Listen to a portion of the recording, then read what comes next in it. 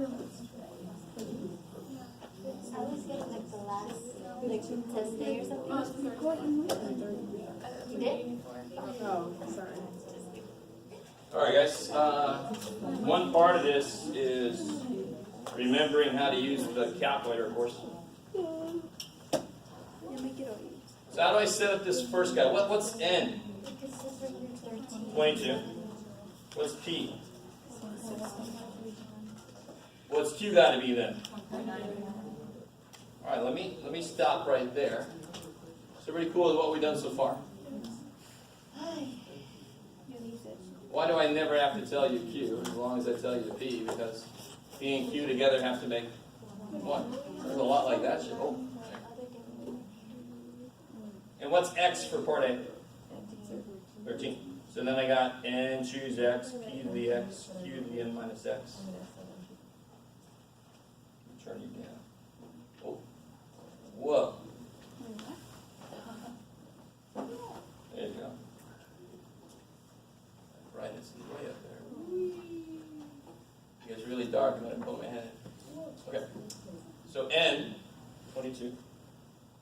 Choose 13. So how many of these do I want? 13. So how many of these do I want the rest? None. So always make sure that those exponents add up to be the total number because we're splitting up into 2 groups. If anybody does not want to belong to one of those groups, you say, well, screw you, and put them in a group. So let me just remind you guys how this gets in the calculator. So you got 22. You can push the math button. Boop. And then where is this at? Probability. Choose. 22 choose. 13. And I was telling somebody, if you have an old school calculator, it's just got NCR in the middle, but the advantage is you don't have to remember to hit the over arrow. I'm sure if you have a newer calculator, you've lived putting everything in the subscript, you're like, oh god, error, shit. Times 0.61 to the 13th, hit the over arrow, shit, 0.39 to the 9th. Who cares about the over arrow because we're done. So 0.1681, that's what I saw most of you guys got. 0.1681. This kind of problem needs to be bread and butter. It needs to be, please, Jeff, give me more of those. If it isn't, that's a problem. Oh boy. Part B. Once you get over the, my God, the Zoom just likes to do it no matter what button I push. Once you get over the idea of this problem, then you have the E negative 4, E negative 5 stuff happen to you, which now that we know what it is, that can happen. So I got to do the probability of 21 and the probability of 22. I'm going to add those together, and then I'm going to take them away from 1. Because right now, if I do that, I'm answering the opposite of the question. So you better not stop after that. You better do 1 minus to make it what I'm asking. So when you do 21, just to show you this at 22, choose 21, 0.61 to the 21st, 0.39 to the 1st.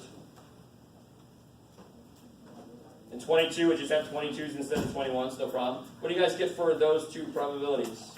This would be 0.0003 plus 0.0000. Right? If you round it to the 4 places, that's what you get. To be really honest, you shouldn't round too early, but I'll let it go a little bit. This is like 0.000266 or something. All right. But if you add these up, you'll get 0.0003. This is 0.0000 something in the 5th place, right? Or the 4th place. Huh? 189. But if you round it 4 places, you'll end up at 0.0003. Now, what do I do with this? Yeah, so this equals 1 minus 0.0003. And what is that? 9997. Cool. Box it off. Put little stars right here. Make it all shiny.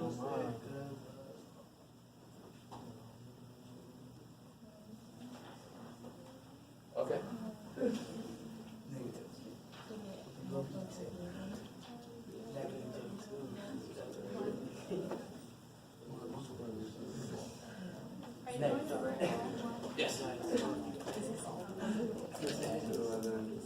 I'm just waiting for everybody. Guys, hey. Now, real quick, I just gotta say, if you don't understand something and you've decided to talk about other things or whatever, you can take that outside. Don't be messing up other people from hearing what the hell's going on. 2A is just like 1A, right? The only reason I put that on there is just to make sure that in different situations you can identify all the parts. So if I'm you, and I want to do well, I'm going to first collect all of my variables. What does n mean? What is n's value here? 200. Yeah, because n is the total number. I like it. What's p? 0.112? 0.112. 0.12. What's q? 88. I like it. And what's x for this part A? 19. So then I got to 11, choose 19, 0.12 to the 19. Did this one come out okay? I didn't even check it. Sometimes it has like overflow error. This is 192.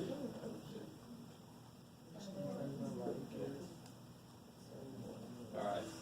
So what do you guys get for that? I'll trust you. 0.0? 360.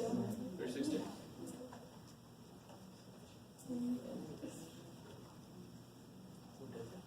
Alright. Part B. Now this one, I put the little things up there, but you got your handouts. This was not a quiz. You got the book, you got the handouts. You can use whatever the hell. Right? Even on the quiz, they give you a formula sheet. My God, I love some of you guys are like, what's that? No, just look it up. So the mean is NP. We know what N and P are. So you just got to multiply those together. The mean will be 211 times 0.12. So what do you guys get for that? 25.32. 25.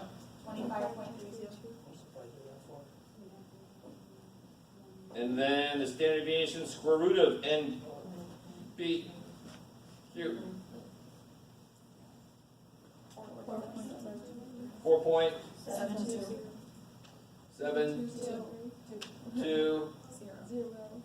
I like it. Just like to make sure that you guys remember. It's got to be at least 3 places. When that's a 0, less than 5 thing down there, then you can just stop it too. It's awesome, man. At least 3 places. I'll always take one stop. Yeah, Jeff.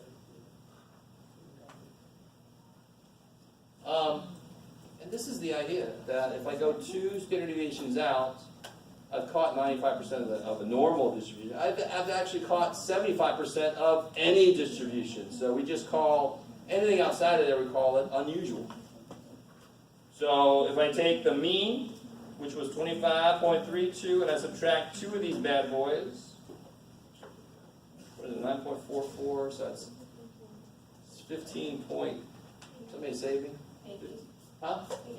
15.88? Thank you. And 25.32, so that's the min. The max, 25 point, how do you get so many decimal places? 0.32 plus 2 of these. 34.76. So would it be unusual to find 14 out of the 211? Do you see how I do not have to set up a probability problem here? Right? In fact, that would not answer the question. What should be close to the most likely thing? Why do you think I picked the number 19 here? I don't know if you guys really see what I'm asking. Why didn't I just pick a random number? Because the answer could have come out to be E negative 28. And then you really would have freaked out. So what did I do? I picked a number close to the mean. It's not the closest, but it's semi-close. That's why it was so low. What should the most likely thing be? The expected value, which is why we call it that. To be honest, it could sometimes be not quite that, but it should be right close to it. Let me make sure you guys are with me. Are you guys with me? The most likely thing should be close to, if not exactly, the mean. The mean itself could have a probability less than 5%. It could be the highest probability. It's like you could have a 4.9% probability. Everything else is just lower than that because there's a lot of them. It's a really fat standard deviation. It's fat distribution. You guys kind of with me? So you can't look at a probability of a single thing and determine if it's unusual or not. It's got to be the idea of how far away from the middle it is. And the mean can never be unusual because it is the frickin' middle, right? I like it. Cool. Now what about, so part D is easy. Now, we said it's going to be yes. Why? Because 15.88, 34.76, that's where we expect it to happen, and 14 is outside it. I like it. So that would be an exploratory statistics. If I knew like the cancer rate, and I started looking at little areas, and I said, whoa, this area had an unusually low amount of cancer that developed over the last whatever many years. I might be curious to go in and say, what are they eating? What's in the water? And vice versa. If it's very high probability of cancer, it's an unusually high probability of cancer, I'll kind of focus in on them and say, is this something? Now, does unusual necessarily mean that something weird's happening? Is it 0% chance that it will be 14? No, it's in the area where it's like 5% on that side, right? So it's not that it's impossible for it to be that. It's just that it's unlikely, it's unexpected, it's unusual, and it could be an indication of something. So that's what I mean by exploratory statistics. You just do a blanket thing, and then you see where are the weird spots. Let's focus on those and see what might be happening. Maybe the power lines, maybe that's true, if you ever heard of that. Or maybe the water or something.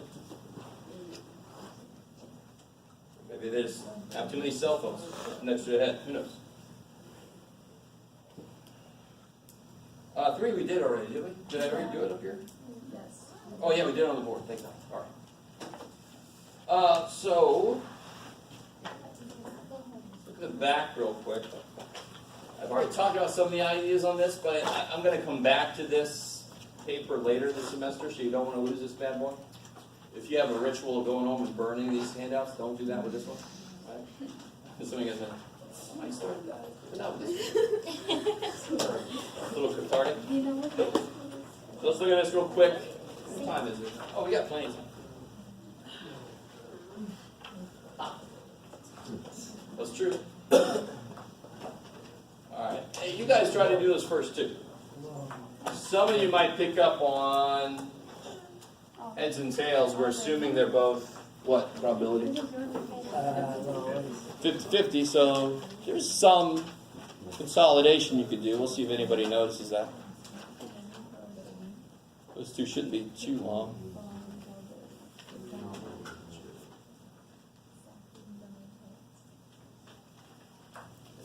Somebody might even glance further down the handout and notice I actually answered these already.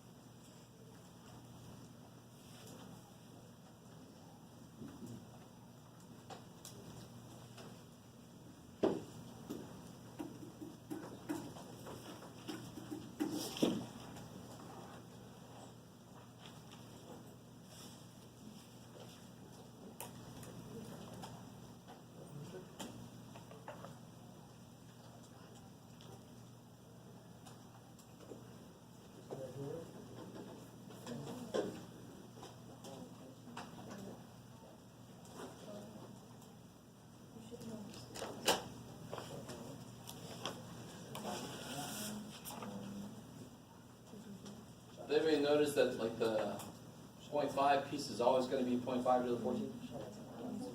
Because they're both 0.5. Right, okay. If you don't notice that, it doesn't matter worth anything. It doesn't matter. You save like 0.2 seconds. Ooh. What do you guys get for this first one? 1, 2, 2, 2. I like it.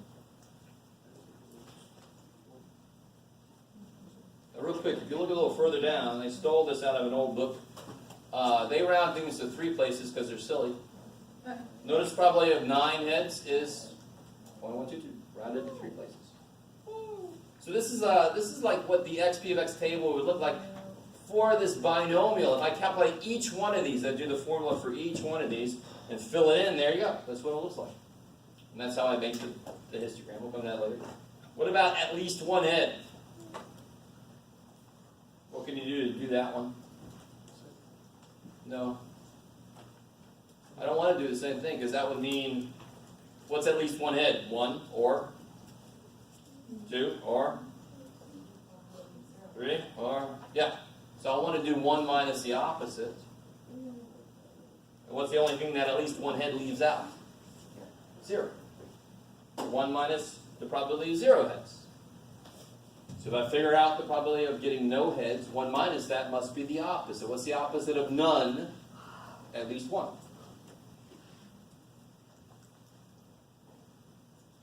Okay, so what would that look like? 14 choose 0. Officially, it'd be 0.5 to the 0. Real quick, you don't have to put all the shit in there when it's a 0. How many ways can I choose nothing from 14? 1. And what's anything to the 0 power? 0.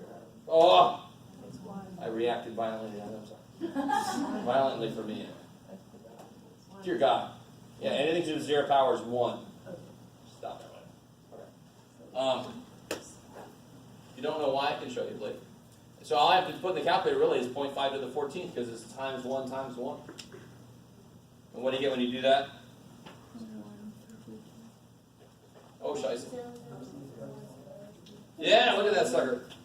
Officially be 0.00006 if we rounded to 5 places. So 1 minus that is 0.99994. So really, if I round that to 4 places, it's kind of dishonest, really, because then I would just make it 1, which usually isn't true. So, you guys understand what I just said? Is the probability of this happening 1? That would mean it is definitely going to happen. Is it impossible for this to not happen? No. There's a chance it won't happen. Maybe. All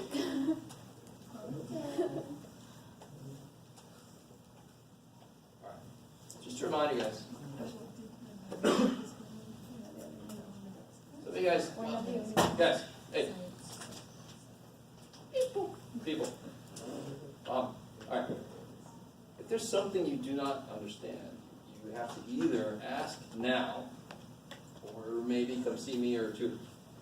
Choosing to try to make yourself feel better and laugh about it or whatever, that's great for the moment. It's not going to do shit for you, right?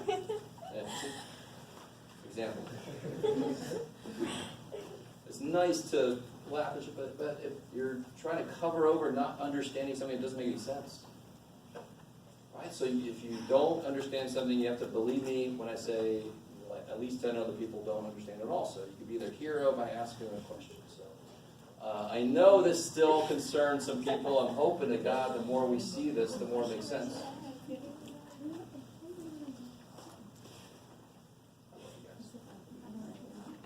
How are we doing? Any questions? Okay. All right. Moving on. So, I don't know if you remember, a while back in the semester I said if we flipped a coin 500 times, will we get exactly 250 heads? No. But we should get close. Do you remember talking about that? We should get close. And they were like, what the shit does close mean? Right? Is 240 close? Is 230 close? Well, now we have a way of defining close. Give or take 2 standard deviations. I can see what close means. So here's 14. We can do it for 250 if we wanted to. Just plug an n equal to 250 into this stuff and figure it out. But let's see for 14. The mean, what do you think the mean should be? What's the expected value if I flip it 14 times? 7. Sure enough, if you do 14 times 0.5, you get 7. So the expected number of heads is 7. That makes total sense. What about the standard deviation?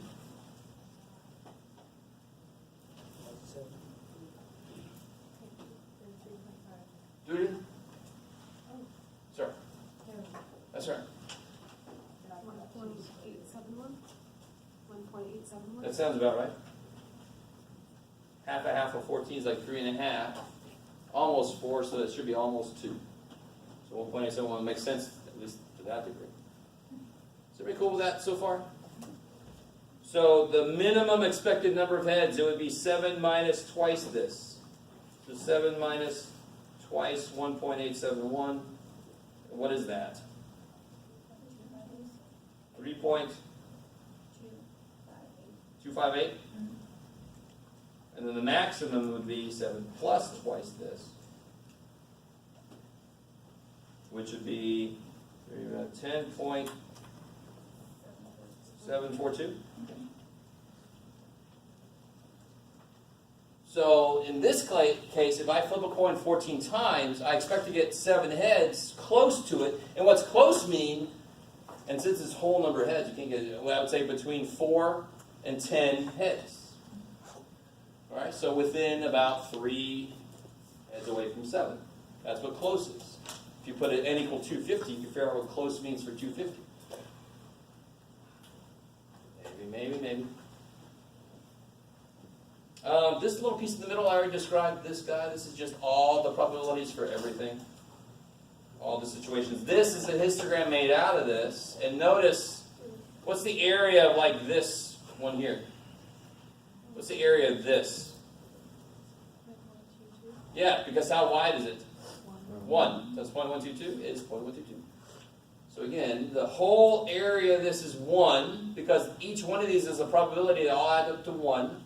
So the area is 1, so the area of the piece over this is what's probably get 5 heads, it'd be 0.122. But 5 or 6 heads, it would be add these 2 areas. So that's the idea of the area. If I visualize the probability, continuous probability, the area of a piece of it is the probability of that thing happening. If the whole thing is 1. So down here, don't worry about this piece yet. We'll come back to this when we come back to this handout later. We have uniform distributions, which we talked about. They're easy because it's one big-ass rectangle, right? And then if I want some subsection, I got a little smaller rectangle. No worries. Hopefully eventually. But the normal curve, look, if I wanted to know, I gave you some of these probabilities, but if I want to know the probability between this and this, can I get the area of this easy? What's wrong with trying to get the area of that thing? It's not even a trapezoid, which is bad enough. Right? If I ask you to write down the formula for the area of a trapezoid, how many of you guys could do it? Yes. So what's worse about this, though? It's not a trapezoid. Why? Yeah, one side of it's freaking curved. Right? So thankfully, we're not going to learn calculus. What I'm going to do is I'm going to give you a chart that was created using the ideas of calculus. Because one thing calculus, have you ever heard of calculus? One thing it does is, one thing it's really good at is finding areas underneath any shaped curve. That's one big thing it does. Not the only thing. But somebody did all that for every, like a lot of z values, and they just made a big ass chart out of it. So we're going to use the hell out of that chart. Stay with me. So next time what we're going to do, ooh, that's a phrase that gets you all excited. Next time I'm going to have that chart. I'm going to have another handout that's related specifically to normal distributions and figuring out probabilities. And we'll work on that. That's one of the most important things we're doing this semester is what we're doing next time. So don't miss. All right. You guys are free to roam. Yeah.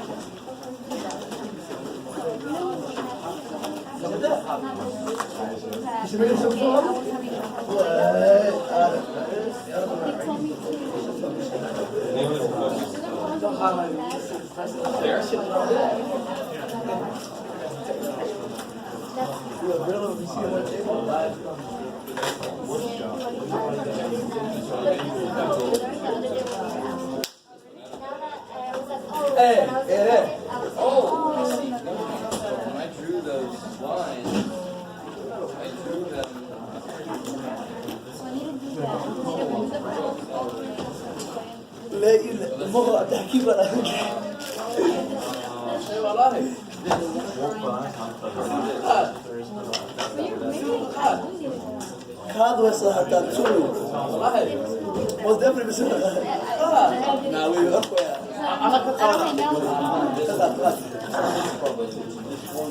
I bet you stacked though, bro.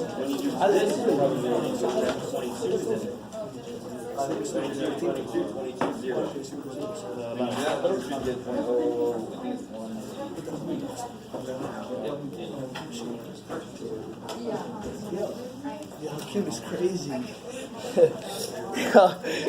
Hakeem is crazy, man. People with the eye on one of the cups, bro. And that's what I'm telling you. That guy is crazy, man.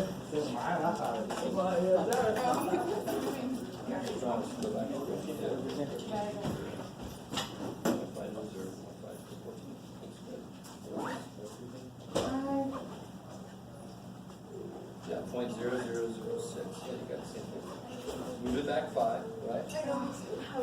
Once, and then 4 zeros, and then that's the opposite. So 1 minus that. So 1 minus that. There's the 0.994. Okay, okay. Thank you. Sure.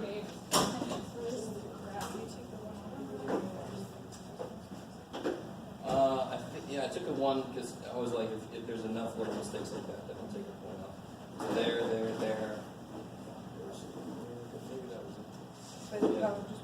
There. Yeah.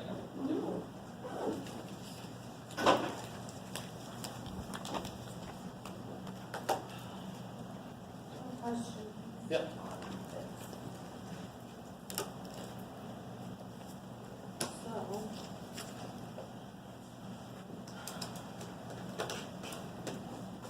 So I know where I went wrong with the none of them part. So would this just be 76 to the 4? Maybe, yeah. None of them think we should, so that'd be the opposite of this. So that'd be point. Oh, I got 0.76. It's 0.77.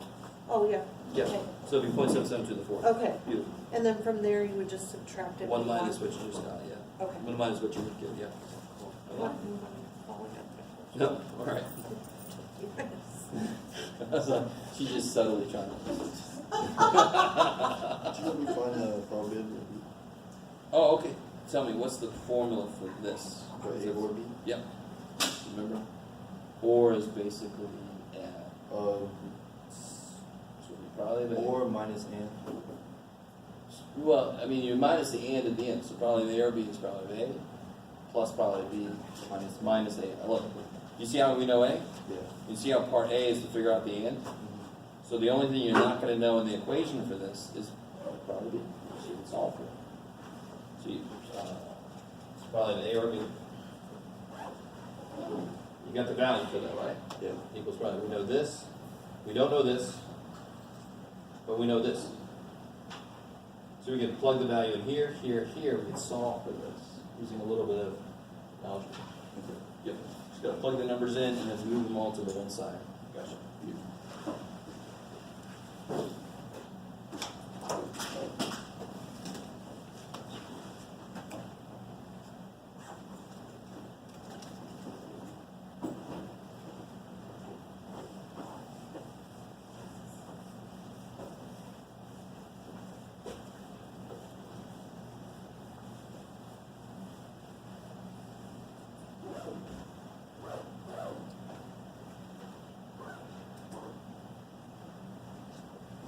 Take care. You too, man.